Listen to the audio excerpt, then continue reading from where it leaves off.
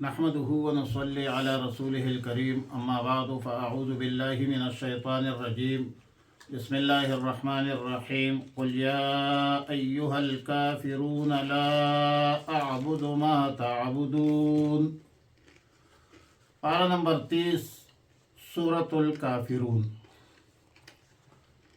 سورۃ الکافرون مکی صورت ہے، قبل از ہجرت نازل ہے، 6 آیتوں پر مشتمل ہے۔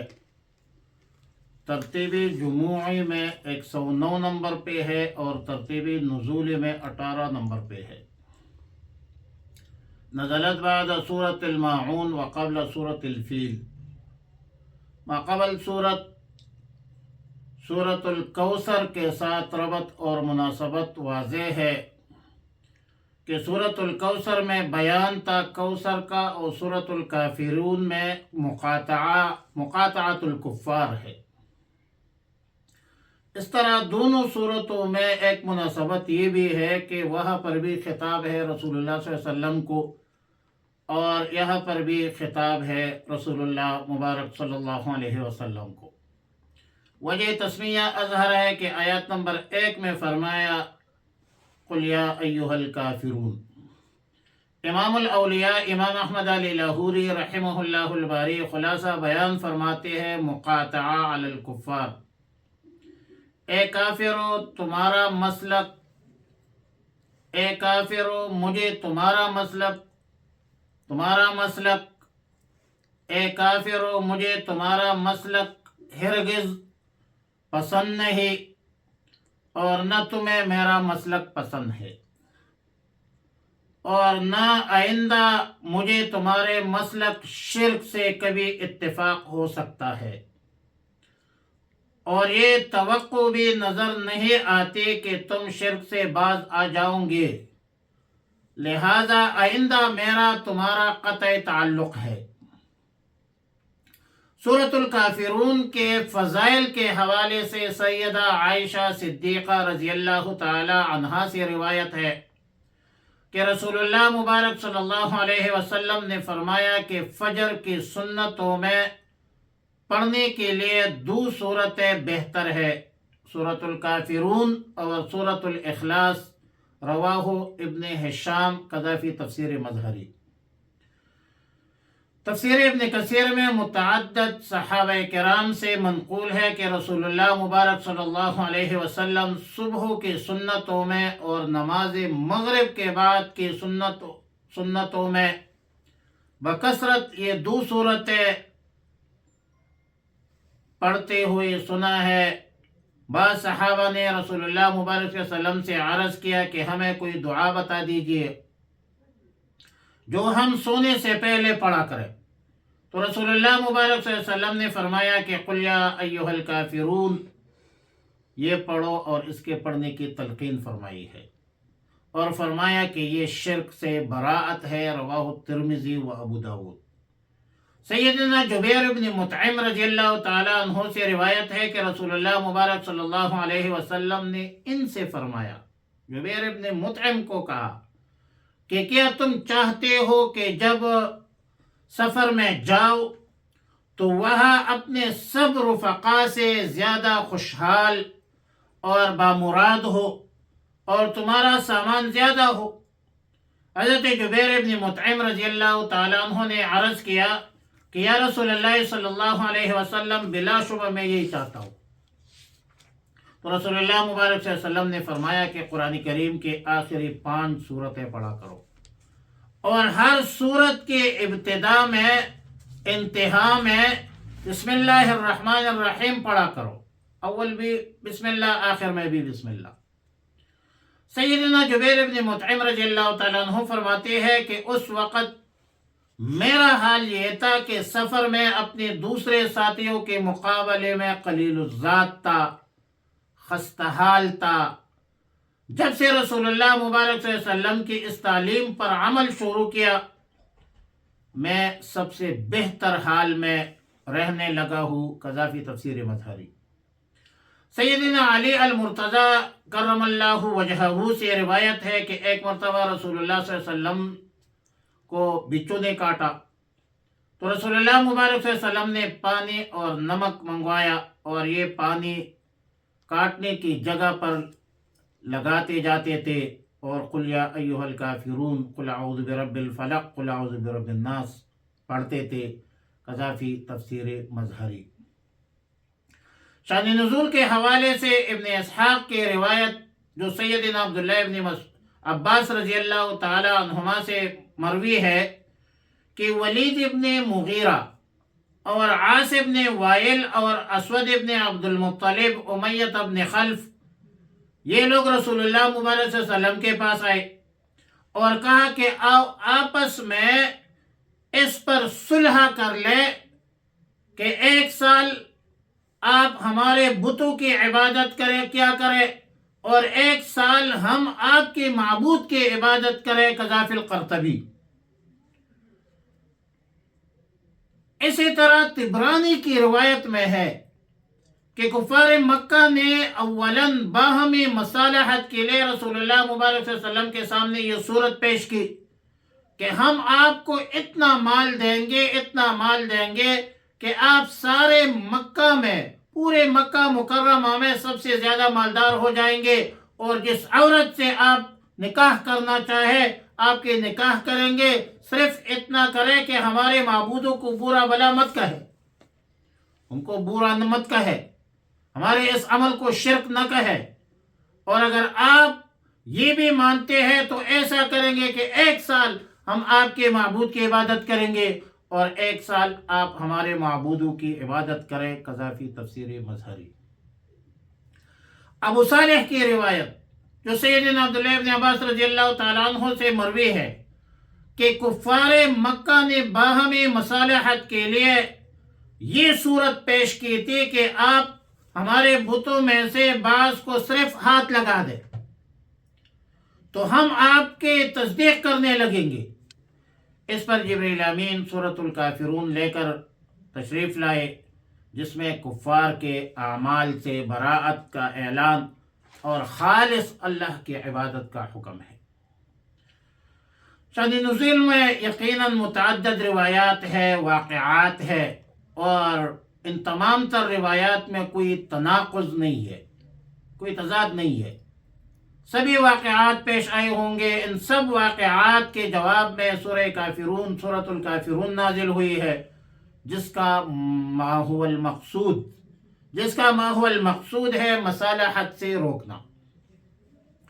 قل یا ایھا الکافرون کہہ دیجئے اے کافرو لا اعبد ما تعبدون۔ سورۃ الکافرون میں چند کلمات مکرر آئے ہیں۔ اعبدو 3 جگہ آیا ہے اور اس طرح دیگر کلمات۔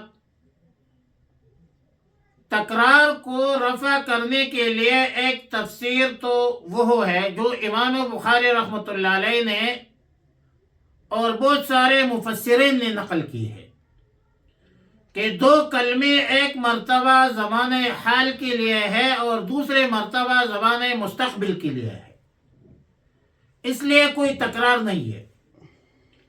اور آیت کا مطلب یہ ہوگا کہ نہ تو بالفعل ایسا ہو رہا ہے کہ میں تمہارے معبودوں کی عبادت کروں اور تم میرے معبود کی عبادت کرو، اور نہ آئندہ ایسا ہو سکتا ہے کہ میں اپنے توحید پر اور تم اپنے شرک پر قائم رہتے ایک دوسرے کے معبود کی عبادت کرے، یہ بھی مشکل ہے۔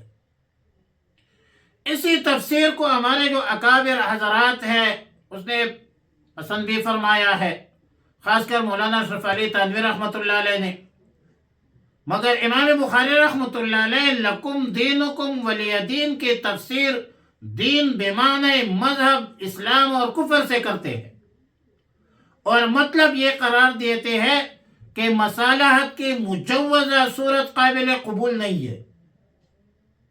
میں تو اپنے دین پر قائم ہوں، تم اپنے دین پر مصر ہو، تم جانو تمہارا کام جانے، اس کا انجام تم نے بھگتنا ہے، جیسا کروں گے ویسا بھروں گے، اور بیان القرآن میں مولانا اشرف علی تھانوی رحمۃ اللہ علیہ دین کو بے معنی جزا قرار دیتے ہیں۔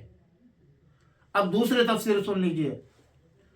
دوسرے تفسیر حافظ اماد الدین ابن کثیر رحمۃ اللہ علیہ نے اختیار کیا ہے کہ حرف ما لغت عرب میں موصول ہے، جیسا کہ الذی موصول ہے، تو ما موصولہ یا الذی یہ کبھی مصدری معنی پر استعمال ہوتی ہے، جس فعل پر داخل ہو اس کو بے معنی مصدر کر لیتا ہے۔ تو سورۃ الکافرون میں ما موصولہ بے معنی الذی ہے اور بلا شبہ ہے، لیکن دوسری جگہ ما مصدریہ ہے، اور اس کی تفصیل یہ ہے کہ پہلے جملہ لا اعبد ما تعبدون ولا انتم عابدون ما اعبد کا معنی یہ ہوگا کہ جس معبود کے تم عبادت کرتے ہو ان کے عبادت میں نہیں کرتا، جس معبود کے میں عبادت کرتا ہوں اس کے تم عبادت نہیں کرتے۔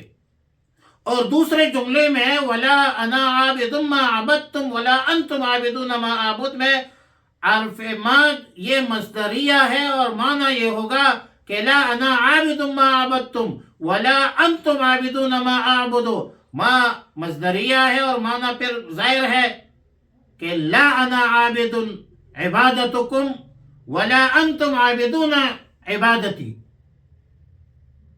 یعنی ہماری اور تمہاری عبادت کے طور طریقے الگ الگ ہے، میں تمہارے طرز کی عبادت نہیں کرتا، اور تم جب تک ایمان نہیں لائیں گے تم میری طرز کی عبادت نہیں کر سکتے، تم مشرک ہو میں موحد ہوں، فرق مراتب نہ کنی زندگی۔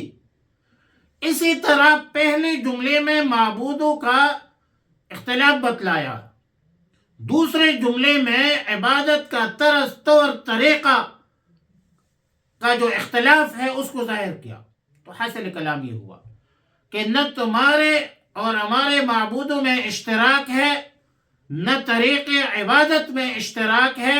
ظاہر ہے کہ رسول اللہ مبارک صلی اللہ علیہ وسلم اور مسلمانوں کا طرز عبادت، طریقہ عبادت وہ ہے جو رسول اللہ مبارک صلی اللہ علیہ وسلم کو بذریعہ وحی بتلائی گئی ہے، اور مشرکین کا طرز عبادت ایک خود ساختہ ہے، ہر پتھر کی بھی عبادت کرتے ہیں، اور حجر کی بھی عبادت، اور شجر اور حجر کی بھی عبادت کرتے ہیں، معبود مسجود بنا دیتے ہیں۔ حافظ اماد الدین ابن کثیر رحمہ اللہ اس تفسیر کو راجح قرار دیتے ہیں کہ کلمہ اسلام لا الہ الا اللہ محمد رسول اللہ سے یہی مفہوم نکلتا ہے کہ اللہ کے سوا کوئی معبود نہیں، اور طریق عبادت وہ معتبر ہے جو محمد رسول اللہ صلی اللہ علیہ وسلم کے واسطے ہم تک پہنچے ہیں۔ لا الہ الا اللہ یہ مقصدی زندگی ہے، اور محمد رسول اللہ یہ طرز زندگی ہے۔ اور لکم دینکم ولی دین کے حوالے سے حافظ اماد الدین ابن کثیر رحمۃ اللہ علیہ فرماتے ہیں کہ یہ جملہ ایسا ہے جیسا کہ قرآن کریم کے دیگر آیاتوں میں ہے فَإِن كَذَّبُوكَ فَقُلْ لِي عَمَلِي وَلَكُمْ أَعْمَالُكُمْ أَنْتُمْ بَرِئُونَ مِمَّا أَعْمَلُ وَأَنَا بَرِئٌ مِمَّا تُجْرِمُونَ۔ دوسری جگہ ارشاد مبارک ہے لَنَا أَعْمَالُنَا وَلَكُمْ أَعْمَالُكُمْ۔ مطلب یہ ہوا کہ ولی دین میں لفظ دین حافظ اماد الدین ابن کثیر اعمال دین کے معنی پر لیتے ہیں، اور مقصود وہی ہوگا کہ جس کو مولانا اشرف علی تھانوی رحمۃ اللہ علیہ نے بیان القرآن میں ذکر فرمایا ہے کہ ہر ایک کو اپنے عمل کی جزا سزا خود بھگتنے پڑے گی۔ بعض مفسرین نے ایک تیسری تفسیر بھی کی کہ حرف ما دونوں جگہ موصولہ ہے، اور حال اور استقبال کا کوئی فرق نہیں ہے، مگر یہ دو جملے فی الواقع مکرر لائے گئے، مگر یہ تکرار شنی نہیں ہے۔ مرتضیٰ رحمۃ اللہ علیہ فرماتے ہیں کہ ہر تکرار شرعی نہیں ہوتا، تکرار بلاغت کا تقاضا ہے، تکرار تاکید کے لیے ہوتی ہے، انما العسر یسرا، انما العسر، یہاں تک تکرار کا مقصد تاکید ہے۔ ابن جریر فرماتے ہیں کہ کفار کے طرف سے چونکہ ایسے مصالحت کی پیشکش کی گئی، متعدد مرتبہ کی گئی، تو متعدد جملوں میں اس کے رد کیا۔ مختلف لوگوں نے، مختلف اشخاص نے مختلف احوال میں مختلف طریقوں سے